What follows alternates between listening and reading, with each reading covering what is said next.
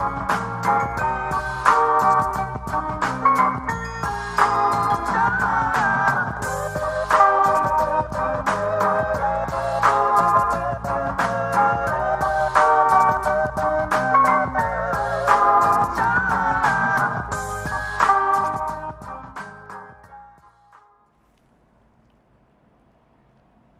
was caught up in a mix of a whole bunch of gang activity. These guys over here, they used to beef it with some guys over here on this side.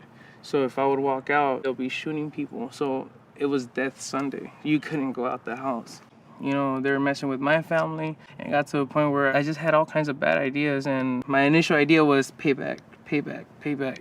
So I said to myself, you know, I'm gonna do something nice for my kid. I'm gonna take him out fishing and just enjoy it, because I don't know if tomorrow's gonna be guaranteed for me. And that's when I met up with Serge. He was fishing with his rods down.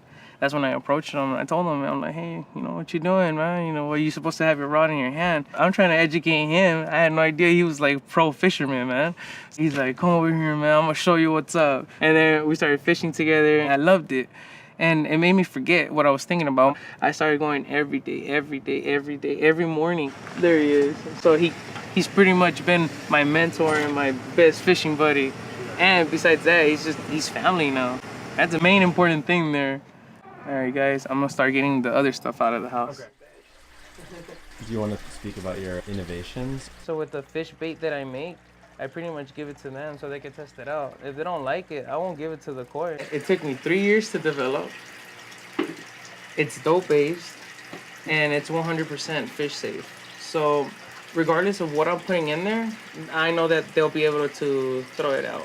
The majority of my baits are made out of organic material, so I know it's not harmful to them. So you are growing fish? Well, what I'm aiming to do is, it's a female koi fish that I'm trying to breed. Once I breed her and I have enough fries, I will go and deliver the fries somewhere else.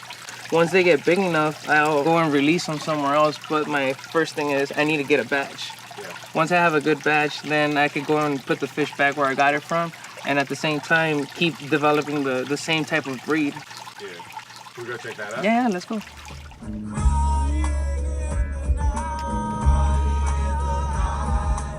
Me and Ed, we play this song every time we go out. Hopefully it gives us good luck. Yeah, pray to the carp gods.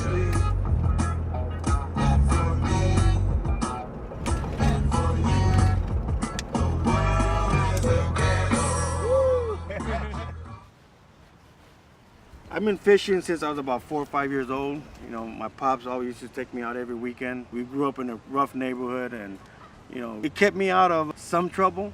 I ain't been no saint, you know, I was no altar boy. I did a little bit of time, and I was involved in the streets, you know, the gangs and drug dealing and so on. But that life is beyond me now. I don't look at the past now, I just look forward in life. And I've been hooked on it since then.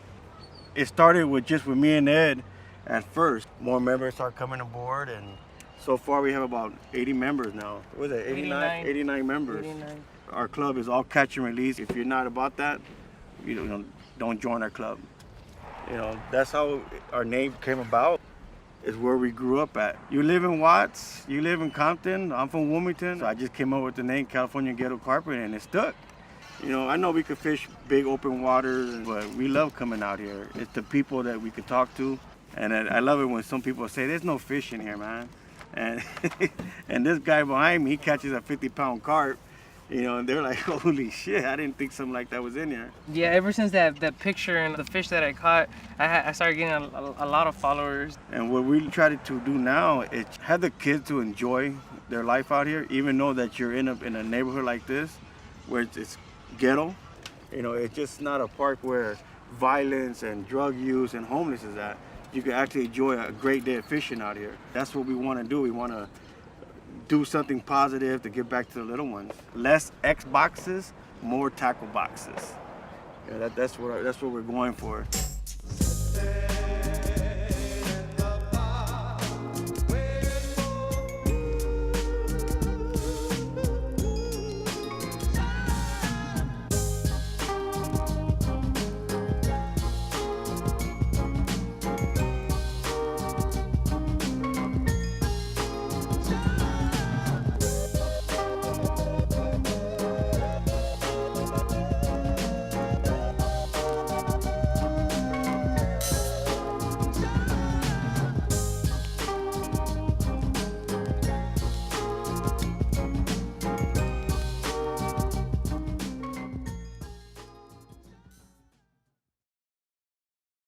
Hey everyone, we're here with Shorts TV at Fabric Studios for Short Film Night, and I'm sitting here with Chase Pettibone. He made the film Ghetto Carping, which I absolutely love. So Chase, what was inspiration for Ghetto Carping? I think, the main inspiration was, I think, reading a story about Sergio and Eddie, who are the subjects of the film. And, I just saw that and, having a little bit of knowledge about fishing and that sort of deal, I was just like, someone needs to tell a story, I think, in a documentary setting. I think that'd be the best medium or vehicle to really kind of show what these guys are doing. Fishing in downtown Los Angeles. Yeah.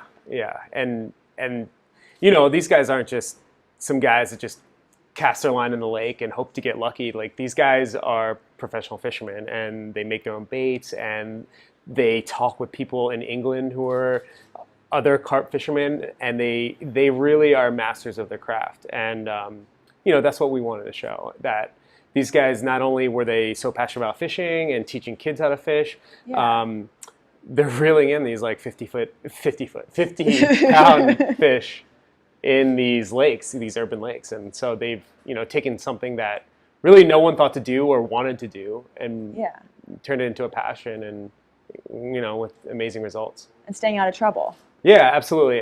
Both of them have a similar past with gang lifestyle, and both of them use fishing as a means to get away from that. And what they're about now is teaching kids not only how to fish, but showing that's an alternative to succumbing into that sort of lifestyle.